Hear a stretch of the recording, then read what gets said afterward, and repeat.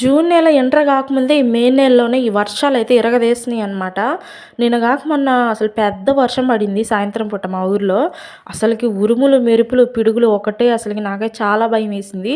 అదే టైంలో మా ఊర్లో కొంచెం అవతల మా ఊరికి అవతల ఊర్లో పాలు పోసామంట. ఆ మీద పిడుగు పడి చనిపోయింది. నాకు ఆ మాట ఇనంగానే చాలా బాధ అనిపించింది.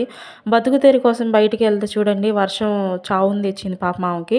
ఇంకా నాకైతే నేను మా ఆయన కొంచెం పనుండి బయటికెళ్ళి వచ్చే టైంలోనే వర్షం పడింది. ఇంకా వర్షంలో అయితే వచ్చే దారిలో ఫుల్లుగా తడిచాననమాట.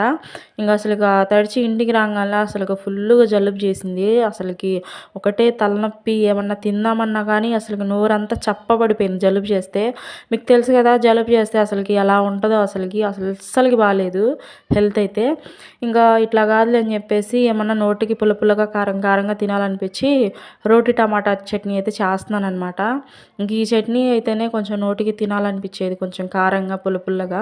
మామూలుగా అయితే రోట్లో నూరే ఓపిక అయితే ప్రెజెంట్ అయితే లేదనమాట. కానీ మిక్సీలో నూరితే అసలుకి ఆ చట్నీ చేసినా కానీ అనవసరం అనిపించిద్ది.